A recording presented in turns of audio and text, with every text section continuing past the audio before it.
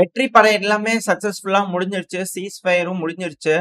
இப்ப ரஷ்யா திரும்பவும் தாக்குதல ஆரம்பிச்சுட்டாங்க. 100க்கும் மேற்பட்ட ட்ரோன்கள் மே 11 தாக்குதல் பண்ண ஆரம்பிச்சிருச்சு. உக்ரைனோட நேரப்படி அதிகாலை அப்படிங்கிறது போல உக்ரைன் தரப்புன்னு சொல்லிக்கிறாங்க. இதுல அதிகமான ட்ரோன்கள நாங்க டவுன் பண்ணியாச்சு அப்படிங்கிறது போல ரெகுலரான ஸ்டேட்மெண்ட்ஸ் வர ஆரம்பிச்சிருச்சு. காலத்திலயும் பல இடங்கள்ல தாக்குதல வீரியப்படுத்திக்கிறாங்க ரஷ்யாவோட வீரர்கள்.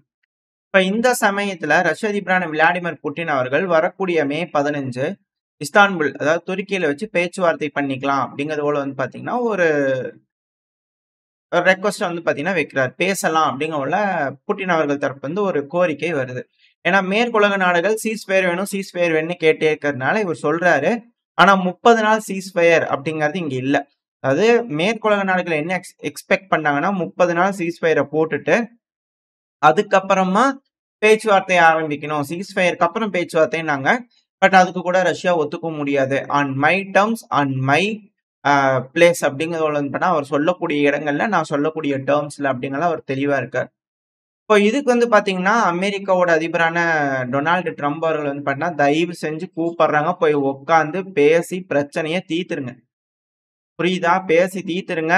பிளட் ஷிட்ட முடிச்சிருங்க. ஏகப்பட்ட பிரச்சனை ஆயிப்போச்சு.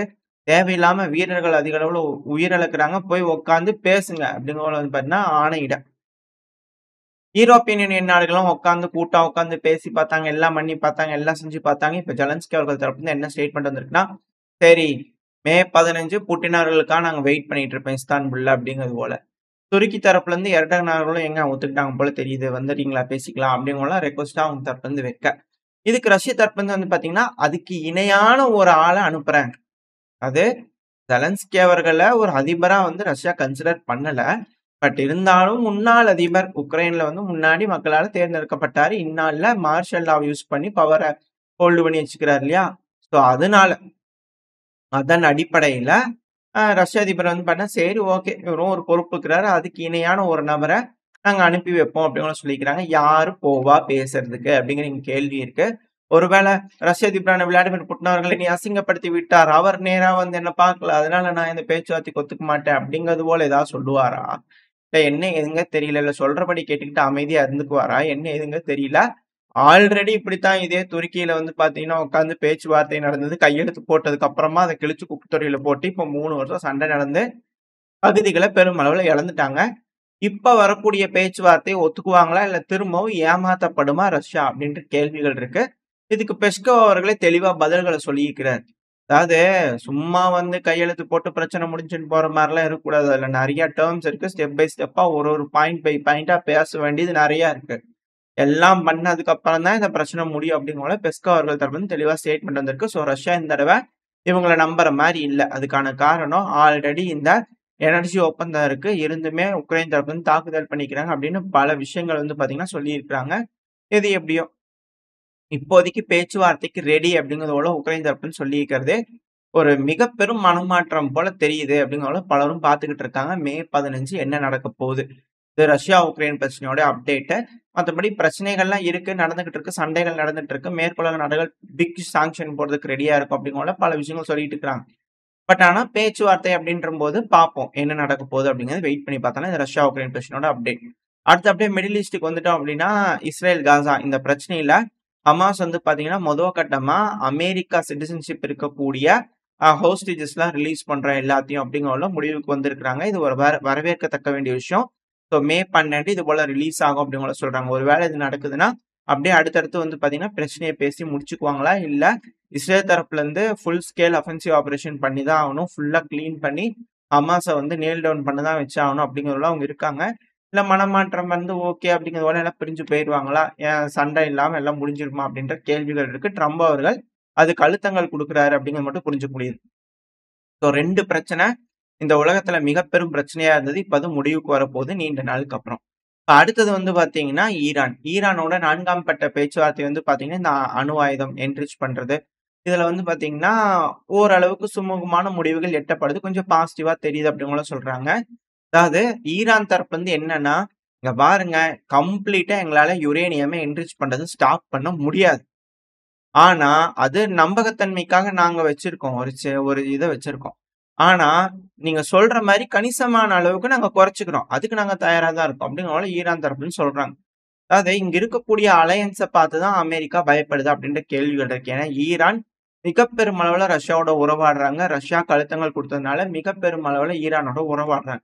ஸோ இந்த இரு நாடுகளும் ரொம்ப அதிக அளவுல நெருக்கம் காட்டுறதுனால தான் ரஷ்யாவுக்கு மிக பெருமளவுல சப்போர்ட்டா இருந்திருக்கு. இவ்ளோ அழுத்தங்களையும் தாண்டி ரஷ்யா நிக்கிறாங்கன்னா, சில நாடுகளோட உதவிகள்னால இருக்காங்க.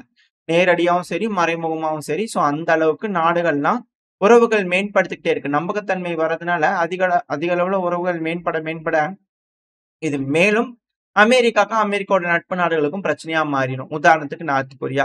நார்த் கொரியா வந்து பாத்தீங்கன்னா, ரஷ்யாவோட பின்னி பிணைஞ்சுட்டாங்க. அதிகமான டெக்னாலஜிஸ் வாங்கிட்டாங்க. போர்ல ஹெல்ப் பண்ணிட்டாங்க. கர்ஸ்க்ல சண்டை புடிச்சுட்டாங்க. ஸோ இந்த அளவுக்கு வந்து பாத்தீங்கன்னா, பெருமளவுல நார்த் கொரியாவோட இணக்கமா ரஷ்யா போகுது அப்படிங்கும்போது, அது வேற மாதிரியான ரிலேஷன்ஷிப் டெவலப்மெண்ட். அதுவும் சவுத் கொரியாவுக்கு வந்து பாத்தீங்கன்னா, இது கண்டிப்பா வயித்துல புளிய கரைச்சுக்கிட்டு தான் இருக்கும். ஸோ இது போல பல விஷயங்கள் இருக்கிறதுனால, ட்ரம்ப் அவர்கள் இந்த பிரச்சனை எல்லாத்தையுமே முடிச்சு எல்லாத்துக்கூடயும் ஸ்மூத்தா போலான்னு முடிவு பண்ணிட்டாரா? என்ன ஏதுங்க தெரியல. ஏன்னா ஆல்ரெடி ரஷ்யா மேல ஏகப்பட்ட சாங்ஷன் இருக்கு.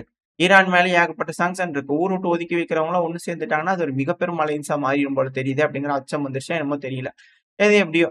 இப்ப ஈரான் வந்து பாத்தீங்கன்னா, பேச்சுவார்த்தை மூலியமா சுமூகமா முடிவுகள் தெரியிற மாரி தெரியுது. ஏன்னா டியா கார்ஷியால நிப்பாட்டப்பட்டிருக்கக்கூடிய அந்த பாம்பர் விமானங்கள்லாம் திருப்பி ஆஸ்திரேலியாவுக்கு ஒட்டி கட்டுங்கப்பா கொண்டு போல அப்படிங்கிற கொண்டு போயிட்டு இருக்கிறதா செய்திகள் வந்துகிட்டு இருக்கு. அடுத்தடுத்து மீடியாக்கள் ஏதாவது கன்ஃபார்ம் பண்ணுச்சுன்னா பார்க்கலாம். மொத்தம் 9 பாம்பர் கிட்ட வந்து பண்ண தூக்கிட்டு போயிட்டாங்க அப்படிங்கிற சொல்றாங்க. இல்ல இன்கிரீஸ் பண்றாங்க அப்படிங்கிற சொல்லிட்டு இருக்காங்க. ஆனா யமன் ஹவுதிஸ் கிட்ட பேச்சுவார்த்தையில பிரச்சனையை முடிச்சுக்கிட்டாங்க அப்படிங்கிற மாற்று கருத்துல at the same time Israel தொடர்ந்து யமன் ஹவுதிஸ் மேல ஸ்ட்ரைக் பண்ணிக்கிட்டு தான் இருக்காங்க. அது நடந்துகிட்டு தான் இருக்கு. அது ஒரு சைடு நடந்துட்டு இருக்கு. ஸோ இது மிடில் ஈஸ்ட்ல இருக்கக்கூடிய விஷயங்கள்.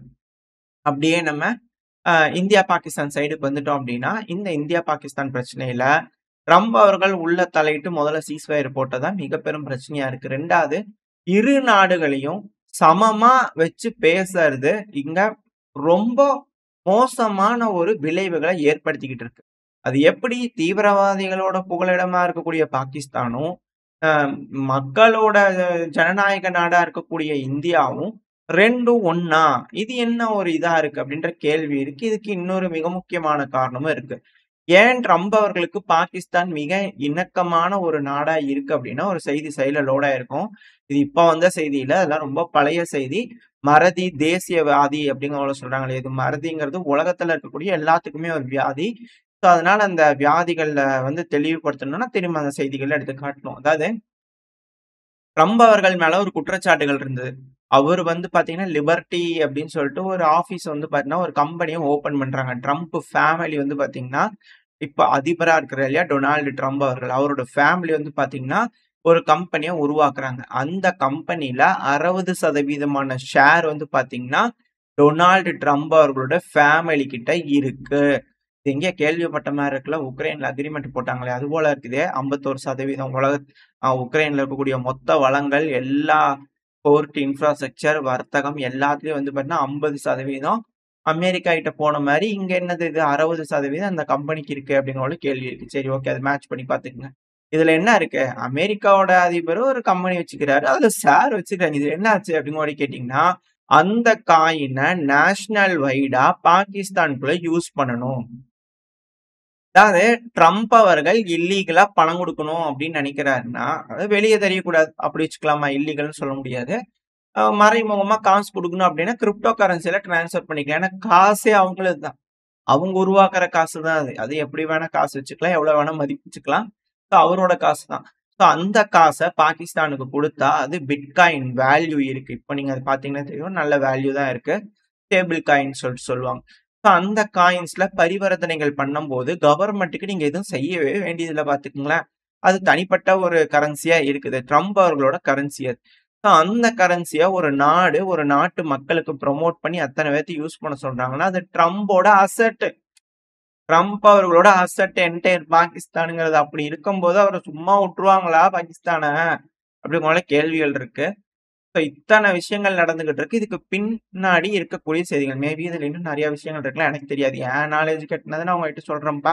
ஆனா இது போல செய்திகள் இருக்கு. நீங்க தேடி பார்த்தீங்கனாலே இணையத்துல இது போல செய்திகள் வரும். என்ன ஏதுங்கிற உங்களுக்கு தெரிஞ்சுச்சுன்னா கமெண்ட் செக்ஷன்ல சொல்லுங்க. ஸோ இந்த காரணத்தினால தான் நம்மளுக்கு அழுத்தங்கள் குடுத்து பாகிஸ்தானுக்கு ஏத்த மாரியான முடிவுகள் குடுக்க வைக்கிறாரா? அப்படின்ற சந்தேகங்கள் இருக்கு. பட் நம்ம தரப்புல இருந்து நீங்க மத்தியஸ்தம்லாம் ஒண்ணும் பண்ணாதீங்க. நாங்களே பார்த்துக்கிறோம். நாங்களே பேசிக்கிறோம். ஒன் ஆன் ஒன் அப்படிங்கும் போல நம்ம தரப்புன்னு சொன்னதா சொல்லப்பட்டுட்டு வருது. எதுனாலும் நடந்தாதான் உண்மை. ஏன்னா எது என்ன ஏதுங்கிறது தெரிய மாட்டேங்குது. இப்ப அடுத்தது வந்து பார்த்தீங்கன்னா, பாகிஸ்தானையே எடுத்துக்கிட்டோம் அப்டின்னா, பாகிஸ்தான பொறுத்தவரைக்கும் நம்ம போன பதிவிலேயே பல விஷயங்கள் சொல்லியாச்சு. ஆனா, பாகிஸ்தானோட டிஃபென்ஸ் மினிஸ்டர் ஆசிஃப் அவர்கள் இருக்கிறார் இல்லையா? இவர பத்தி இவர் குடுத்த ஸ்டேட்மெண்ட்ஸ்லாம் பார்த்தோம்னா, இவங்க எந்த அளவுக்கு இருக்காங்க? இவங்களுக்கு எப்படி தைரியம் கிடைக்குது? அப்படின்ற கேள்விகள் இருக்கு இல்லையா? இத நீங்க அப்படியே கொண்டு போய் இந்த கிரிப்டோல மேட்ச் பண்ணீங்கன்னா தெரியும். அதாவது இவர் என்ன சொல்றாருன்னா, ஓப்பனா ஸ்கை நியூஸ்ல சொல்றாரு. இந்த செய்திகள்லாம் பார்த்தாச்சு தான். பட் திருப்பி இத கேட்க வேண்டிய ஒரு கட்டாயம் நம்மளுக்கு இருக்கு. அப்பதான் என்ன நடக்குது அப்படிங்கிறது நம்மளுக்கு புரியும். அதாவது 30 வருஷமா டர்ட்டி ஜாப வந்து பார்த்தீங்கன்னா, அமெரிக்காக்கு, யுகேக்கு செஞ்சுட்டு தான் இருக்கோம். இதுல note your point your honour. இந்த மீடியா வந்து பார்த்தீங்கன்னா, வெஸ்ட்ன்னு மென்ஷன் பண்ணியிருக்காங்க. இவரு தெளிவா ஆசிஃப் அவர்கள் சொன்னது யுகேவும், யுஎஸும். அப்ப இவங்க என்ன அப்படியா? அப்படின்ற கேள்வி வருது இந்த மீடியாவ பொறுத்தவரைக்கும். சரி எதோ எப்படியோ நம்மளலாம் பைத்தியக்காரன்னு நெனச்சுட்டாங்க போல இருக்குது இந்தியால இருக்கிறவங்கலாம். அந்த மீடியா பாட்டுக்கு சௌரியமா வெஸ்ட்ன்னு சொல்லி அத அப்படியே வாஷ் பண்ணிட்டு போயிட்டாங்க பாருங்களேன். யுஎஸ் அண்ட் யுகேன்ல மென்ஷன் பண்ணியிருக்கணும். அது என்ன கலெக்டிவ் வெஸ்ட்ன்னு. அப்ப என்ன பிரான்ஸ், ஜெர்மனி இவங்க எல்லாத்தையும் சொல்ல வராங்களா? அப்படின்ற கேள்வி வருது இல்லையா? யுகே, யுஎஸ்ன்னு தான் அவர் மென்ஷன் பண்ணாரு. அதத்தான் இங்க தெளிவுபடுத்தணும். It's okay. இப்ப அடுத்தது. அதாவது 30 வருஷமா நான் அப்படித்தான்டா செய்வேன். என்னடா இப்போ? அப்படிங்கிறதோட உலக மத்தியில வந்து பார்த்தீங்கன்னா, அத ஜெனரலைஸ் பண்றாங்க. நான் அப்படித்தான். அது வந்து ஓப்பனா பார்த்தீங்கன்னா, எந்த அளவுக்கு அவங்களுக்கு தைரியம் இருக்கு பாருங்களேன். அதாவது உலகத்து முன்னாடி நடிக்கணும், ஒரு ஏமாத்தணும், ஒரு நல்ல வேஷம் போடணும், ஒரு மாஸ்க் போடணும்னு கூட இல்லாம, நான் இப்படித்தான் அப்படின்னு ஒரு தாதா மாரியான ஒரு பிஹேவியர் எப்படி பாகிஸ்தானுக்கு வந்துச்சு அப்படின்ற கேள்வி இருக்கு. சரி இவரு தான் இப்படி சொல்றாரு 30 வருஷமா தீவிரவாத வேலை வந்து இந்தியாக்குள்ள பண்ணிட்டு இருந்தோம்னு ஒத்துக்கிறாருன்னு பார்த்தா, அடுத்தது வந்து பார்த்தீங்கன்னா, இவரு பார்லிமெண்ட்ல நின்னு பேசும்போது என்ன சொல்றாருன்னா, மதராசாஸ்ல இருக்கக்கூடிய நபர்கள நாங்க செகண்ட் லைன் ஆஃப் டிஃபென்ஸ்ல வச்சுக்குவோம்னு சொல்றாரு. அதாவது இந்த பாடசாலையில வந்து படிக்க வருவாங்க இல்லையா? ஸோ அவங்கள செகண்ட் லைன் ஆஃப் டிஃபென்ஸ்ல வந்து பார்த்தீங்கன்னா வச்சுக்குவோம் அப்படிங்கிற மாரி சொல்றாருன்னா, அப்புறம் அங்க தான் நம்ம குண்ட போட்டோம். அப்புறம் அவங்கள தீவிரவாதிகள் தானே அப்படிங்கிற மாரி கேள்விகள் வருது. எல்லாத்தையும் ஓப்பனா ஒத்துக்கிறாங்களே அப்படின்ற கேள்விகள் இருக்கு. எல்லாத்தையும் புட்டு புட்டு வைக்கிறாரு. சரி இதுதான் ஓகேவான்னு பார்த்தா, அடுத்தது பாகிஸ்தானோட ஏர்ஃபோர்ஸ்.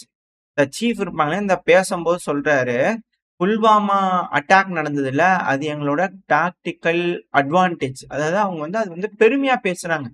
அது நம்ம மீடியாக்கள் தரப்புல எல்லாரும் பார்க்கிறோம். இந்த புல்வாமால நடந்ததே சந்தேகமா இருக்கு அப்படிங்கிறது போல, பாகிஸ்தான்ல உட்கார்ந்து மீடியாக்கள் முன்னாடி ஸ்டேட்மெண்ட் குடுக்கும்போது, நான் தான் செஞ்சேன் அப்படிங்கிறத ஒத்துக்கிறாங்க. அதே எங்களுக்கு பெருமை. அது எங்களோட திறமைய காட்டுது அப்படிங்கிற பேசுறாங்க அப்படின்னா, இதெல்லாம் என்ன ஏது? ஏதோ உலக நாடுகள் எதுவும் கண்டனம் தெரிவிக்க மாட்றாங்க. ஒரு வார்த்தை எதுவும் சொல்ல மாட்றாங்கன்னா, இவங்களுக்கு தைரியம் எங்கிருந்து வந்துச்சு? அப்படின்ற கேள்விகள் இருக்கு. ஓப்பனா இப்படி அப்ரூவரா மாறுறாங்க. ஆனா அவங்கள தண்டிக்க முடியாது நம்மளால. சரி ஓகே. இப்போதைக்கு சூழ்நிலை சரியில்ல. ஆ பேசுறாங்க, ஆட்டம் போடுறாங்க. பைத்தியம் முடிச்சிருக்கு. கொஞ்சம் வெறி பிடிச்சது தான். எங்கேயா கண்டபடி கடிச்சு வச்சுச்சுன்னா சிக்கல். ஸோ அதனால வேடிக்கை பார்க்க வேண்டிய கட்டாயத்துக்கு தள்ளப்பட்டிருக்கோம். அது மட்டும் நம்மளுக்கு புரியுது. ஆனா, இதுல இன்னொரு விஷயம் தான். ஏர் ஃபோர்ஸ்ங்கிறதுனால சொல்ல வந்தர்றேன். இதே சீஃப் வந்து பார்த்தீங்கன்னா, ஒரு விஷயம் சொல்லியிருந்தாரு. லார்ஜஸ்ட் ஏர் பேட்டில், லாங்கஸ்ட் ஏர் பேட்டில். பாகிஸ்தான் தரப்புல 40க்கும் மேற்பட்ட ஹைடெக் விமானங்கள். ஹைடெக் இன் த சென்ஸ் என்னதுங்க? F-16ங்களா? அப்படிங்கிற போல கேள்விகள் வருது. எது எப்படியோ. அதாவது இவங்க சொல்ற ஹைடெக் பேட்டில் வந்து பார்த்தீங்கன்னா நடந்திருக்கு. இந்தியா சைடுல 70க்கும் மேற்பட்ட வாகனங்கள் ஏர் ஃபோர்ஸ் விமானங்கள் வந்து பார்ட்டிசிபேட் பண்ணியிருக்கு. பாகிஸ்தான்ல 40க்கும் மேற்பட்ட விமானங்கள். நம்பர்ஸ்ல நம்ம தான் சுப்பீரியரா இருந்திருக்கோம். ஸோ இது போல longest and largest air battle நடந்திருக்கு. அதுவும் பிவிஆர்ல. இது வந்து வேர்ல்டு ரெக்கார்ட் ஹிஸ்டரியிலேயே இது போல ஒரு விஷயம் நடந்திருக்கு. ஸோ பிவிஆர் அதாவது பிகாண்ட் விஷுவல் ரேஞ்ச். நம்ம பார்வையிலேயே இருக்காது. ஒரு விமானம் அங்க பறந்துட்டு இருக்குன்னு நம்ம பார்வையில தெரியாது. இருந்தாலுமே தொலைதூரத்துல ஒண்ணு பறந்துகிட்டு இருக்குதுடா அப்படின்னு தெரிஞ்சுக்கிட்டு அது மேல நம்ம மிசைல்களை ஏவி விடுவோம். ஸோ இதுதான் இந்த பியாண்ட் விஷுவல் ரேஞ்ச் கான்ஃபரன்ட்ரேஷன். இது நடந்திருக்கு. Longest and largest air battle நடந்திருக்கு. இந்த ஏர் பேட்டில்ல இழப்புகள் அப்படிங்கிறது இரு தரப்புல இருக்கு. அது நம்ம சைட்ல வந்து பாத்தீங்கன்னா நம்பர்ஸை கன்ஃபார்ம் பண்ணல. அவங்க தரப்புலையும் நம்பர்ஸை கன்ஃபார்ம் பண்ணல. பட் ஆனா அந்த சைட்ல இருந்து பிரஸ் மீட் கொடுக்கும்போது நம்மளோட ரஃபேல் ரக விமானம் இருக்கு இல்லையா? அது பேசக்கூடிய வீடியோவை ப்ளே பண்ணி காமிச்சிருக்காங்க. அதாவது அதனால வந்து ரஃபேல வீழ்த்திட்டாங்க அப்படிங்கிறது அர்த்தம் கிடையாது. நான் அப்படியும் சொல்ல வரல. இதுல என்னன்னா, இந்த பிரச்சனை ஆரம்பிக்கிறதுக்கு முன்னாடி நான் ஒரு விஷயத்த சொல்லியிருப்பேன். இது போல கம்யூனிகேஷனை வந்து என்ஹான்ஸ் பண்ணியிருக்காங்க நம்ம சைட்ல அப்படிங்கிறது போல. இதுவும் வந்து பார்த்தீங்கன்னா, ஒரு நெட்வொர்க் சென்ட்ரிக் மாதிரி அப்படிங்கிறத போல நான் உங்கள்கிட்ட சொல்லியிருந்தேன். இப்போ அந்த கம்யூனிகேஷன வந்து அவங்க நடந்திருக்கிறதுக்கு வாய்ப்பு இருக்கா இல்லையா அப்படிங்கிறது அது வேற கதை. இவன் உண்மைய சொல்றானா, பொய் சொல்றானா அப்படிங்கிறது வேற கதை. ஒருவேளை இது உண்மையா இருக்கும் பட்சத்துல இது சிக்கல். நம்ம நாட்டுல இருக்கக்கூடிய அந்த கம்யூனிகேஷன அவங்களால ஒட்டு கேட்க முடியுதுன்னா, "டேய் நம்ம அங்க அடிக்கலான்டா, கொஞ்சம் சுத்திட்டு இருக்கான்" அப்படிங்கிறத போல நம்ம பேசுறோம் அப்படின்னா, அத அவன் கேட்டு, "டேய் உனக்கு தான்டா குறி வைக்கிறாங்க, வாடா இன்சைட்" அப்படிங்கிறத போல அவங்களுக்கு தெரிஞ்சுக்கலாம். ஸோ இதுதான் வேர்ல்டு வார் 2ல ஹிட்லர் படை தோற்கறதுக்கான மிக முக்கியமான காரணம். அதோட எனிக்மா டிவைஸ் அந்த உளவு தகவல்கள் அனுப்பிப்பாங்க இல்லையா? ஸோ அத டீக்ரிப்ட் பண்ணதுக்கப்புறம் அவங்களோட போட்டெல்லாம் எங்கெங்க இருக்கு, என்னென்ன அந்த யூ போட் அந்த சப்மரைன்ஸ்லாம் எங்கெங்க இருக்கு, என்ன தாக்குதல் பண்ண போறாங்க, எல்லா விஷயமும் தெரிஞ்சுக்கிட்டு, பக்கத்திலேயே நின்னு கேட்டு, "ஓ! நீ இப்படி திட்டம் போடுறியா?" அப்படிங்கறத கேட்டுக்கிட்டு, அதுக்கு எகெய்ன்ஸ்டா செயல்பட்டு தோற்கடிச்சாங்க. ஸோ அதே போல தான் வந்து பார்த்தீங்கன்னா, இங்க நடந்துரும். ஒருவேள அவங்க கிளைம் பண்றது உண்மையா இருக்குன்ற பட்சத்துல இது சிக்கல் தான். ஸோ என்ன பண்ண போறாங்க அப்படிங்கிறது பார்த்தரலாம். ஆனா நம்ம தரப்புல இருந்து அதே போல அதாவது இதுல வந்து ஒரு வார்த்தை ஹைடெக் விமானங்கள் அப்படிங்கிறது போல இந்த பாகிஸ்தான் சீஃப் சொல்லியிருப்பார் இல்லையா? ஸோ அதுக்கு வந்து பார்த்தீங்கன்னா, நம்ம பிரஸ் மீட் நம்மளோட விமானப்படை வீரர்கள் வந்து பார்த்தீங்கன்னா, அந்த உட்கார்ந்து பேசிட்டு இருக்கும்போது பிரஸ் மீட்ல பேசிட்டு இருக்கும்போது, முப்படை தலைவர்கள் பேசிட்டு இருக்கும்போது, ஆ எந்த விமானம் 4த் ஜெனரேஷனா 4.5வா அப்படிங்கிறவங்கள கேட்கும்போது, நீங்க ரொம்ப ப்ரிசைஸ்டா கேட்கிறீங்க. ஹைடெக் விமானம்னு வச்சுக்கோங்களேன் அப்படிங்கிறது போல, அத நக்கல் அடிக்கிற மாரி வந்து பார்த்தீங்கன்னா, இவங்க தரப்புல சொல்லியிருப்பாங்க நம்ம தரப்புல இருந்து. ஸோ இதுலருந்து தெரிஞ்சுக்கலாம். ஸோ ஹைடெக்னா பாகிஸ்தான்ல இருக்கிற ஹைடெக்ன்றது ஒண்ணு சீனாவா இருக்கணும், இல்லன்னா அமெரிக்காவா தான் இருக்கணும். அ அப்போ அமெரிக்காவோட விமானங்கள எடுத்து நம்மளுக்கு எதிரா பயன்படுத்தியிருக்காங்க. இதுவும் ட்ரம்ப் அவர்களுக்கு தெரியும். ஆனாலும் கேட்க மாட்டாங்களா? என்ன தைரியம் இருந்தாலும் பாகிஸ்தான் யூஸ் பண்ணக்கூடாதுன்னு அக்ரீமெண்ட் இருக்குல்ல. இருந்தும் பண்ணியிருக்காங்களா? இதெல்லாம் ஏன் வெளிய பேசப்பட மாட்டேங்குது? ஆமாவா? இல்லையா? அப்படிங்கிற தெளிவான விஷயங்கள் கிடைக்குமானா, இப்போதைக்கு கிடைக்காது. கொஞ்ச நாள் கழிச்சு இது போல ஏதாவது வந்துச்சுன்னா பார்க்கலாம். இது எல்லாமே யூகத்தின் அடிப்படையில பேசிக்கிறது தான். பட் ஆனா இழப்புகள்ன்றது இருந்திருக்கு. இப்போதைக்கு ஏதோ அமைதியா இருக்கிற மாரி தெரியுது பாகிஸ்தான். ஒரு வேள வயலேட் பண்றாங்கன்னா சிக்கல் தான். ஆனா பாகிஸ்தானுக்குள்ள ரெகுலரா நடக்கக்கூடிய சேவைகள் நடந்துகிட்டு தான் இருக்கு. ஏன்னா பாகிஸ்தான்ல இருக்கக்கூடிய விடுதலை வேணும்னு போராடக்கூடிய வீரர்கள் இருப்பாங்க இல்லையா? பிஎல்ஏ தரப்புலருந்து. அவங்க தரப்புலருந்து வீடியோ பதிவுகள் வந்திருக்கு. மொத்தம் 17 நபர்கள இந்த வஸிரிஸ்தான் பகுதியில கடந்த சில நாட்களா வச்சு தட்டிட்டு இருக்கோம் அப்படிங்கறபோல அவங்க தரப்புலருந்து வீடியோ பதிவுகள் தொடர்ந்து வந்துகிட்டு இருக்கு. 2வது பெஷாவர்ல 3 கமாண்டோஸ் வண்டியில வந்துட்டு இருக்கும்போது, டூ வீலர்ல ஒருத்தவங்க போய் டங்குன்னு அடிச்சு வெடிச்சுருந்துருக்காங்க. ஸோ அதனால அங்க பதட்டம் நிலவிட்டு இருக்கு அப்படின்னு கூட சொல்லப்பட்டு வருது. இது போல பாகிஸ்தானுக்குள்ள ரெகுலரா நடக்கக்கூடிய அவங்களோட இது எப்படி சொல்லலாம்? ரெகுலரா நடக்கிற விஷயங்கள் நடந்துகிட்டு தான் இருக்குது பாகிஸ்தான்ல. இன்னும் பேச்சுவார்த்தைக்கு வரணும். வந்து எல்லாம் உட்கார்ந்து சுமூகமா பேசி முடிச்சுக்கிட்டாங்கன்னா பரவால்ல. இந்த பேச்சுவார்த்தை எப்படி நடக்கும்? யார் மத்தியஸ்தம் பண்ணுவாங்க? என்ன நடக்கும்? எப்படி நடக்கும்? அப்படிங்கிறது இங்க கேள்வி. ட்ரம்ப் அவர்கள் மத்தியஸ்தம் பண்றதா சொல்லியிருக்காங்க இல்லையா? இதுல சில அரசல் புரசலா வரக்கூடிய தகவல் என்னன்னா, ஆர்டிகிள் 370 திரும்பவும் அமல்படுத்தணும் அப்படிங்கிற கோரிக்கை பாகிஸ்தான் தரப்பு வந்து அமெரிக்காக்கு போய் அமெரிக்கா நம்மளுக்கு அழுத்தங்கள் குடுக்கலாம் அப்படிங்கிறது போல ஒரு பேச்சுக்கள், ஒரு வதந்திகள் வந்துகிட்டு இருக்கு. இல்ல அப்படின்னா, பிஓகேவை எங்களுக்கு குடுத்துறணும் அப்படிங்கிற போல ஒரு அழுத்தங்கள். அது வந்து எங்களோடது. நம்மளோட காஷ்மீர் எங்களுக்கு குடுத்துருங்க அப்படிங்கிற நம்ம கேட்கலாம் அப்படிங்கிறது போல சில தகவல்கள் வந்துகிட்டு இருக்கு. ஆனா பேச்சுவார்த்தை அப்படிங்கிறது நடக்க போகுது. எப்படி எல்லா பிரச்சனைகளுக்கும் பேச்சுவார்த்தை நடக்குதோ, அதே போல இதுக்கும் பேச்சுவார்த்தை நடக்கும். இது இப்படியே முடிஞ்சிராது. ஒரு வேளை மேபி அது முன்ன பின்ன வருதா என்ன ஏதுங்கிறது, இல்ல பிரச்சனையே பேசாமயே இருந்துக்க போறாங்களாங்கிறது தெரியல. ஏன்னா நம்ம இண்டஸ் வாட்டர் ட்ரீட்ல இருந்து வெளிய வந்திருக்கோம். ஸோ பேச்சுவார்த்தைகள் நடந்து தான் தீரணும். ஸோ அதோட முடிவுகள் எப்படி இருக்க போகுது? இது முடியப் போகுதா? இல்ல தொடரப் போகுதா? அப்படிங்கிறத அந்த பேச்சுவார்த்தை தான் முடிவு பண்ணும். ஸோ அது நல்லபடியா முடிஞ்சிச்சுன்னா ஓகே. இல்லன்னா வெறி புடிச்சது ஏதாவது கண்டபடி கடிச்சு வச்சுச்சுன்னா என்ன பண்றது? அப்படிங்கிற கவலைகளும் இருக்கு. ஸோ என்ன நடக்க போகுது அப்படிங்கிறது வந்து பொறுத்திருந்து பார்த்தலாம். ஓரளவுக்கான தகவல்கள் இந்த பதிவுல பார்த்திருப்போம்னு நினைக்கிறேன். இதோட இந்த பதிவு நான் முடிச்சுக்கிறேன். இந்த பதிவு எப்படி இருந்துச்சு? உங்களுக்கு பிடிச்சிருக்கா? பிடிச்சிருந்தா லைக் பண்ணிட்டு உங்க ஃப்ரெண்ட்ஸ் அண்ட் ஃபேமிலியோட ஷேர் பண்ணிக்கோங்க. அது கூடவே மறக்காம நம்ம சேனல் இன்னும் சப்ஸ்கிரைப் பண்ணலாம். சப்ஸ்கிரைப் பண்ணிக்கோங்க. இந்த பதிவு நல்லா இருக்கும்னு நம்பிக்கையில அடுத்த பதிவுல உங்களை சந்திக்கிறேன். அது வரைக்கும் ஸ்டே சேஃப். பை.